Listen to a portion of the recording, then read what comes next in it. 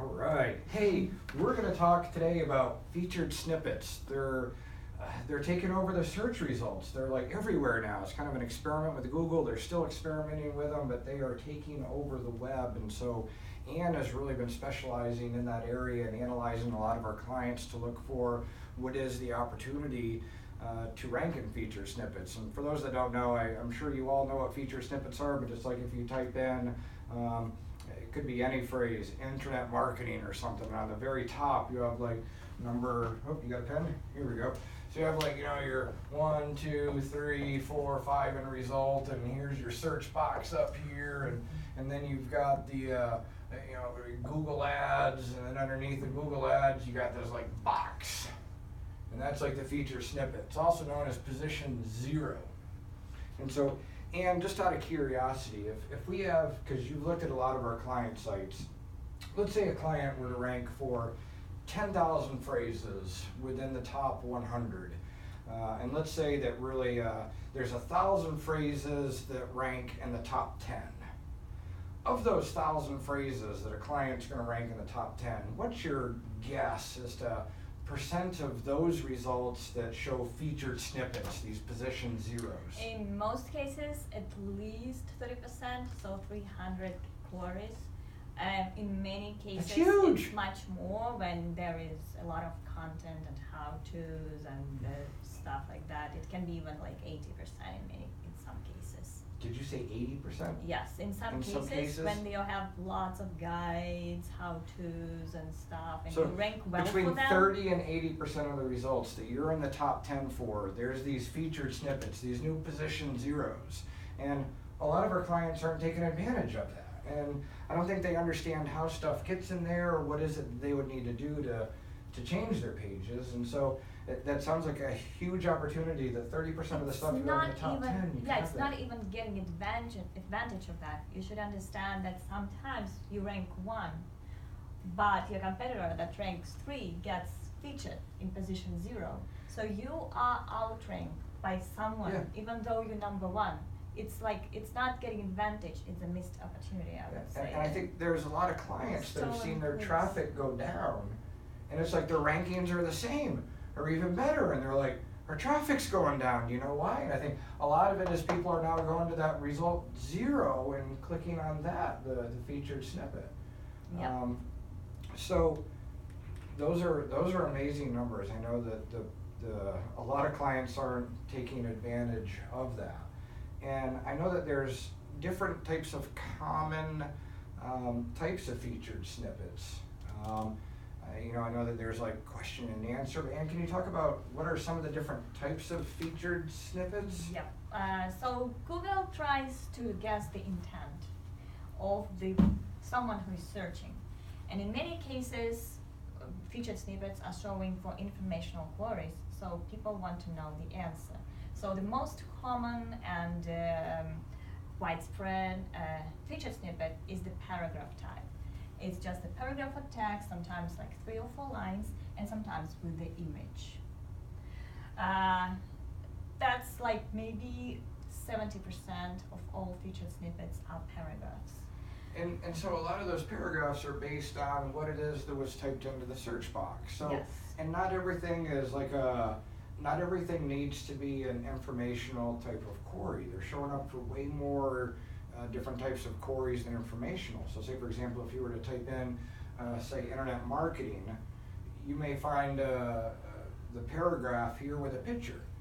And what you may want to do is, look at all the other phrases as well, but you may want to have like, you were talking about H2 headings in a paragraph? Yeah, okay. Yes. So a lot of people just have like a great big page of content. They're like, how do I get that featured snippet? How does someone get a featured snippet of the most popular one where you got the paragraph and the picture? How would someone get that?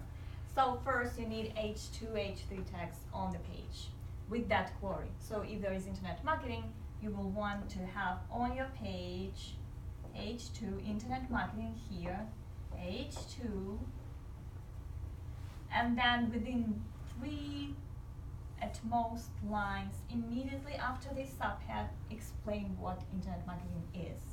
Internet marketing, just spell this query here and then in the paragraph starting with it, is something and something. So define whenever you can, or explain, or whatever you can do, whatever the query implies after the subhead on the page. And how do you get the picture? Do you want the picture right in here too? preferably, yes. Because we've seen a lot of times where people they've got this part, but suddenly the picture is from someone else's website. Yeah, usually the best SEO practices are in play here. So you want to add a picture that has a keyword optimized alt text, file name, title, and it's like landscape, so to show here. So it's nothing irregular here. It's something you would do for any images, but just make sure they're here. Yeah. So a lot of that is formatting your page, starting with an H2, followed by the little paragraph, followed by the picture right next to it. It's like you're feeding Google what they're serving in those featured snippets. If you just have a great big long page with 7 paragraphs and a picture somewhere in the middle and H2s that are not as exact as what you're trying to rank for, they're going to show the competitor. Yeah, but it doesn't apply to any case, so it's not that straightforward. In many cases, Google understands that a user wants to see a list of products, for example, or exact steps of how to do things. And they will not pick the paragraph in this case because they know that a user searching them wants to know how to do the exact things to do. So the definition will not work in this case. There will be the actual list, that's another type of the featured snippet, with the actual list of things to do or products to check or pricing. So they want to show the user not the explanation of something, but what to do or how to buy or how to do stuff. So it's not that you can imply this particular technique to any case. It's a best practice to make sure you have definitions, explanations after H2 tags to get more of those featured snippets, but that's not the only thing you need to do.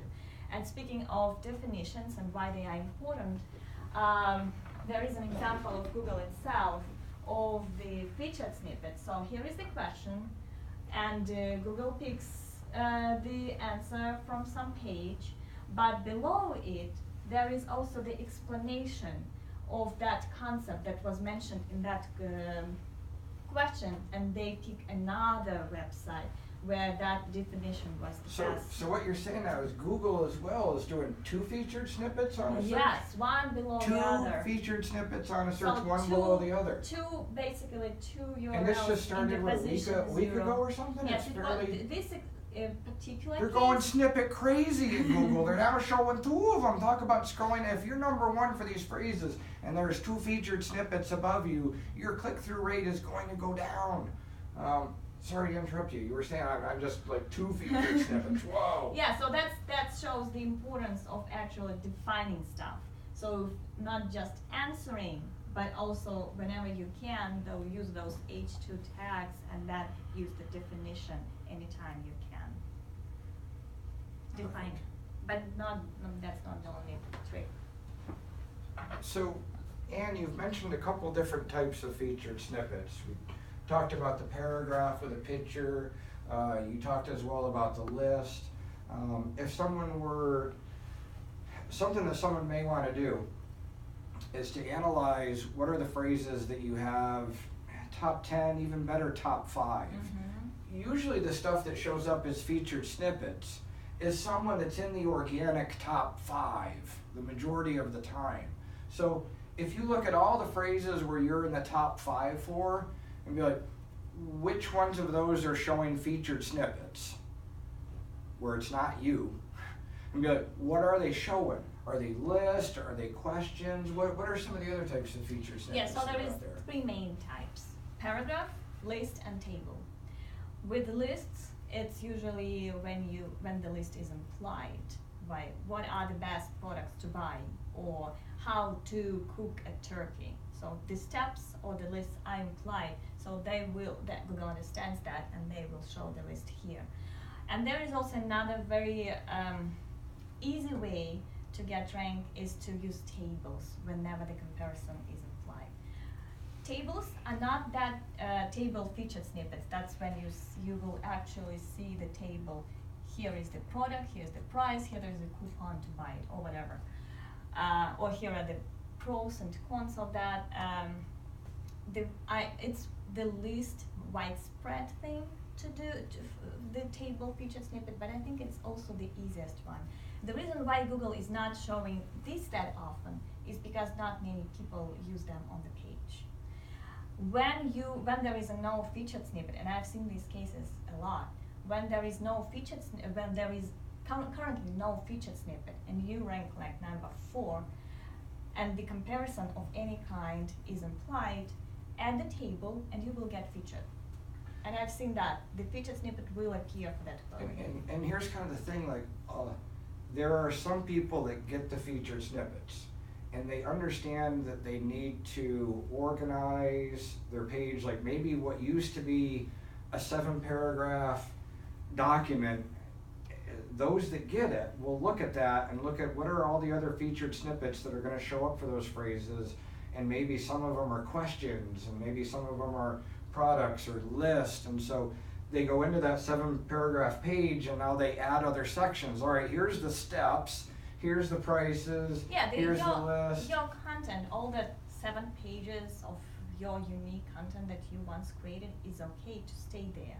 It just, you need to add stuff like takeaways. And it's such a thing. I've seen so many people with, like, they're small time people and they're setting up their pages to take advantage of the featured snippets, and suddenly it's like, and a lot of our bigger clients, they don't get it, they don't know what needs to be done. It's like someone needs to go into these pages, they need to analyze what are the featured snippets that are showing up for that. And what are the potential and what are featured the, snippets? yeah, exactly. And then going in and adding those little sections to those pages so that now you can pick up a whole bunch of those, you know, better than being number 1 in Google, where right now, because Google is using this so much now, and only those that are setting up their pages that way are showing up.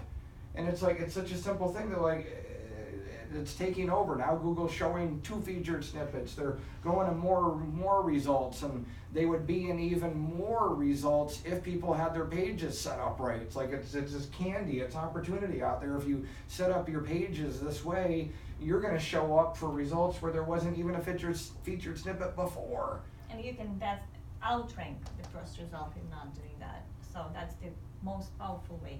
While it's an early development, not that many people get it, so that's the best time to do it. So really, in a nutshell, the answer is, and we do have a tool that's coming out.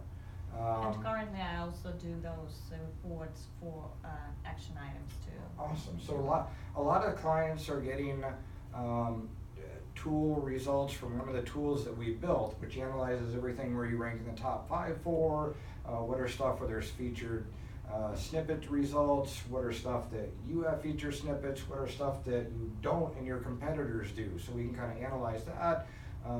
What are the different types of setups that we would need to add to the pages, and we can go in and edit those pages. But like, if you images, yeah. If you don't go in and edit your pages, and even if you're like, I'm number 1 for all my phrases, like, guess what? Your traffic is going to go down, because all the people that set up their pages this way are going to be stealing your traffic. And it's like, we see it a lot. And it's like, you know, this is a content thing. This is something where someone needs to go into all those pages and be like, what are the different types of featured snippets that can show up for this? It's not just content. That's one important thing I wanted to mention. Amazon gets very well. What they do is for any price-related question, like what was the price for this, what the price for that, Amazon usually comes up simply because they have the product name in H2 again. Comment and formatting. Yes, they have that product page on the page. You can. So that's the product page. Immediately after that, they have price. And immediately the price, and Google picks that up and features. So that can be a small thing you do, not just for your content, but for your product pages. Just use the word price to help Google understand that that's the pricing, and then follow. You can also use schema to make their lives easier. It's always helpful. and then actually spell the price here. That gets picked up very often, even if Amazon is 5 or below. So they get it very well. But in the end, people, you need to hire someone like us to be able to analyze these pages and find out what are the potential for featured snippets and how to add things to those pages so you get those featured snippets, because nowadays being number one isn't enough. Like Google, they're at like 30% of all the stuff that you rank in the top 10 for on average, 30 to 80% has featured snippets, and now they're putting 2 in the search results. It's like, oh my God, you need to be optimizing for featured snippets. If you're not, you are losing out. All right.